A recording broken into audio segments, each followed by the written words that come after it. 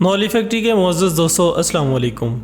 ناظرین کرام، بے شک موت کا وقت مقرر ہے اور اس دنیا میں موجود ہر ذی روح کو موت کا ذائقہ چکھنا ہے، لیکن ہماری اس دنیا میں ایک ایسا شخص بھی گزرا ہے جو کہ ایک دو دفعہ نہیں بلکہ 37 بار موت کو دھوکہ دے کر دنیا میں واپس لوٹا۔ یقیناً آپ بھی یہ سن کر چونک اٹھے ہوں گے اور آپ کے لیے اس بات پر یقین کرنا مشکل ہو رہا ہوگا، لیکن یہ کہانی بالکل حقیقت پر مبنی ہے جو کہ آپ کے ہوش اڑا دے گی۔ تو دوستو چلتے ہیں ہماری آج کی اس ویڈیو کی جانب۔ ناظرین گرامی، اس شخص کا نام رائے بیناویڈیز تھا جو کہ 37 بار گولیوں، چھرے اور رائفل کے بٹ سے زخمی ہوا، لیکن خوش قسمتی سے ہر بار موت کے منہ سے نکل آیا۔ بیناویڈیز سن 1935 میں ٹیکساس میں پیدا ہوا، لیکن اس کے والدین اسے 8 سال کی عمر میں چھوڑ کر دنیا سے رخصت ہو گئے، جس کے بعد وہ اپنے چھوٹے بھائی کے ساتھ اپنے دادا دادی کے پاس چلا گیا اور وہاں وہ گھر کے 8 دیگر کزنز کے ساتھ پلا بڑھا اور اسکول میں تعلیم کے حصول کے لیے وہاں داخل ہو گیا، مگر جلد ہی اس کے دادا دادی نے اسے پڑھانے اور اس کی کفالت کرنے سے انکار کر دیا، جس کے باعث اس نے اپنے خاندان کی کفالت میں مدد کے لیے عجیب و غریب ملازمتیں کیں، جیسا کہ ٹائرز کی دکان میں ملازمت، علاقے کے کھیتوں میں محنت کشی، یہاں تک کہ بس اسٹیشن پر بسوں کی صفائی بھی کرتا رہا۔ وقت یوں ہی گزرتا رہا اور پھر جب وہ 1952 میں نیشنل گارڈ میں شامل ہوا تو اس کے لیے سب کچھ بدلنا شروع ہو گیا اور وہ مختصر ٹریننگ کے بعد فوج میں بھرتی ہو گیا۔ اس نے ایک خوبصورت لڑکی سے شادی کی اور اس کے بعد فوج میں سخت محنت کے بعد وہ اسپیشل فورسز میں شامل ہو گیا۔ 1965 میں ویتنام میں ڈیوٹی کے اپنے پہلے دورے کے دوران اس نے غلطی سے بارودی سرنگ پر قدم رکھ دیا، جس کے باعث زوردار دھماکہ ہوا اور یہ شدید زخمی ہو گیا۔ اسے علاج کے لیے ہوائی جہاز کی مدد سے باہر ریاستوں میں لے جایا گیا، جہاں اسے بتایا گیا کہ وہ دوبارہ کبھی نہیں چل پائے گا، لیکن ڈاکٹروں کو غلط ثابت کرنے کے لیے وہ پرعزم تھا، لہٰذا ایک رات وہ اپنے بستر سے چپکے سے باہر نکلا اور ایک دیوار پر رینگنا شروع کر دیا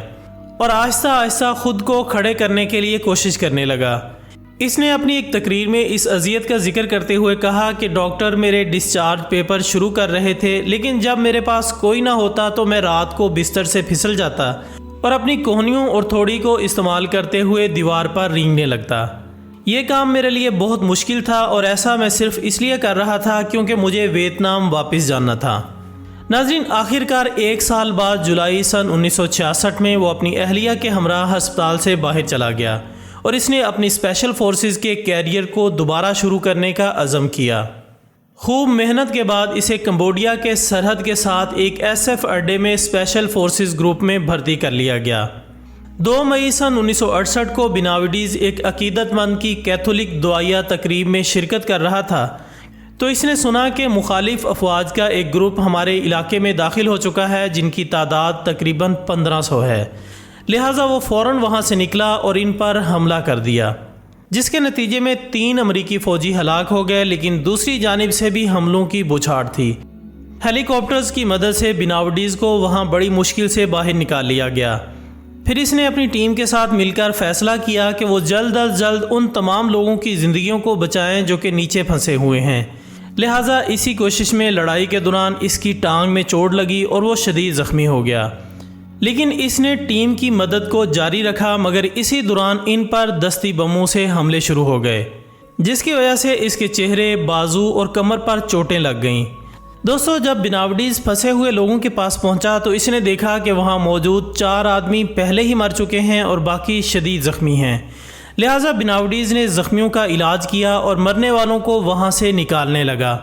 مرنے والوں اور زخمیوں کو نکالنے کے لیے ہیلی کاپٹر کو بلانے پر اسے دوبارہ ٹانگ میں گولی مار دی گئی، لیکن اپنے زخموں کو نظر انداز کرتے ہوئے وہ مرنے والوں اور زخمیوں کو گھسیٹ کر ہیلی کاپٹر تک لے آیا، جہاں اس نے ان زخمیوں کو طبی امداد فراہم کی۔ اسی دوران ہیلی کاپٹر اپنے نیچے موجود بیناویڈیز اور دیگر ساتھیوں کی مدد کے لیے ایک بار پھر منظر عام پر آیا اور دشمن پر فائرنگ شروع کر دی، جس سے آگ مزید بڑھ گئی اور یہ آگ ہیلی کاپٹر سے ٹکرائی، جس سے پائلٹ کی موت واقع ہو گئی اور یہ ہیلی کاپٹر زمین پر گر کر مکمل طور پر تباہ ہو گیا۔ مگر بیناویڈیز ہمت ہارنے کے لیے تیار نہیں تھا اور وہ مسلسل اپنے ساتھیوں کو بچانے کی کوشش کرتا رہا۔ ناظرین، اسی دوران مخالف فوج کی طرف سے چلائی گئی گولی اس کے پیٹ میں لگی اور دوسرا دستی بم اس کی کمر اور کندھوں میں پھٹ گیا۔ یہی وجہ تھی کہ اب وہ بالکل مرنے کے قریب تھا، مگر اس کے باوجود اس نے ہمت نہیں ہاری اور گرے ہوئے ہیلی کاپٹر کی طرف رینگتا رہا۔ اس نے مخالف گروپ کو پیچھے دھکیلنے کے لیے ہیلی کاپٹر گن شپ سے فضائی حملے جاری رکھے، جن سے بہت زیادہ تباہی مچ رہی تھی۔ اس وقت امریکی ہیلی کاپٹر کے پائلٹ ایک اور ریسکیو کوشش کرنے کے لیے تیار تھے، اور پھر مخالف گروپ کے ایک سپاہی نے اپنے طیاروں سے چھلانگ لگائی اور بناوڈیز کو اپنے AK-47 کے بٹ مارنا شروع کر دیے، جس سے اس کا جبڑا ٹوٹ گیا اور وہ زمین پر گر کر بے جان ہو گیا۔ لیکن ایک بار پھر اس نے اپنے ایک امریکی ساتھی کو ہیلی کاپٹر تک گھسیٹنے کی کوشش کی، مگر اب بناوڈیز تقریباً مرنے کے قریب پہنچ چکا تھا۔ خوش قسمتی سے جنگ رک گئی اور فوج کے ایک ڈاکٹر نے اس کے دل کی دھڑکن محسوس کی اور اشارہ کیا کہ بناوڈیز مر چکا ہے۔ مگر بناوڈیز جو کہ ابھی تک زندہ تھا، ٹوٹے ہوئے جبڑے کی وجہ سے بولنے سے قاصر تھا، اس لیے اس نے ڈاکٹر کے منہ پر تھوک کر اسے بتایا کہ وہ ابھی تک زندہ ہے۔ اس کے بعد اسے ہسپتال لے جایا گیا، جہاں ڈاکٹروں نے اس کے بے شمار زخموں کا علاج کیا۔ اسے 7 گولیاں لگی تھی، جن میں سے ایک گولی اس کی پیٹھ میں لگی تھی، جس سے اس کا دایاں پھیپھڑا تباہ ہو گیا تھا اور اس کے دل کے بالکل نیچے سے باہر نکل گیا تھا۔ اس کی کمر، گردن، سر، ٹانگوں، پیروں اور کولوں میں 28 چوٹوں کے زخم تھے، جبکہ اس کے دونوں بازوں کے ساتھ ساتھ اس کے دونوں ہاتھ بھی شدید زخمی تھے۔ اس کے علاوہ دشمن کی رائفل کے بٹ سے اس کا جبڑا ٹوٹ گیا تھا اور سر کا پچھلا حصہ بھی پھٹ چکا تھا۔ ڈاکٹروں میں سے کسی کو بھی بناوڈیز کے زندہ رہنے کی امید نہیں تھی، لیکن ان سب کے اندازے غلط ثابت ہوئے، کیونکہ جیسے کیسے کر کے بناوڈیز زندہ بچ گیا اور اس کے زخموں کو ٹھیک ہونے میں 1 سال کا عرصہ لگا، جس کے بعد وہ واپس بروک آرمی میڈیکل سینٹر چلا گیا۔ اس کا کمانڈر رائے کو میڈل آف آنر کے لیے شامل کرنا چاہتا تھا، لیکن اس کے بجائے اس نے ڈسٹنگوش سروس کراس کا انتخاب کیا، کیونکہ اسے یقین تھا کہ اسے کم از کم یہ میڈل ضرور مل جائے گا۔ اور پھر ایسا ہی ہوا، بناوڈیز کو آرمی کے چیف آف سٹاف جنرل نے ڈسٹنگوش سروس کراس سے نوازا۔ جنگ کے برسوں بعد اس کے کمانڈر نے فوج سے بناوڈیز کے ایوارڈ کو میڈل آف آنر پر نظر ثانی کرنے اور اسے اپ گریڈ کرنے کی کوشش کی۔ پھر ایک لمبے عرصے کے بعد پینٹاگون نے اس تجویز پر دوبارہ غور کیا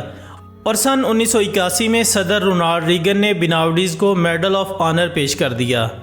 صدر نے میڈل دیتے وقت کہا کہ اگر آپ کی بہادری کی کہانی فلم کا سکرپٹ ہوتی تو آپ خود بھی اس پر یقین نہیں کرتے۔ تو دوستو، یہ تھی ہماری آج کی ویڈیو۔ ہم امید کرتے ہیں کہ آپ کو یہ ویڈیو ضرور پسند آئی ہوگی۔ انشاءاللہ بہت جلد دوبارہ ملاقات ہوگی ایک اور اچھی سی ویڈیو کے ساتھ۔ تب تک اپنا دوستوں، رشتہ داروں اور گردنواں کے تمام لوگوں کا بہت خیال رکھیے گا۔ اللہ حافظ۔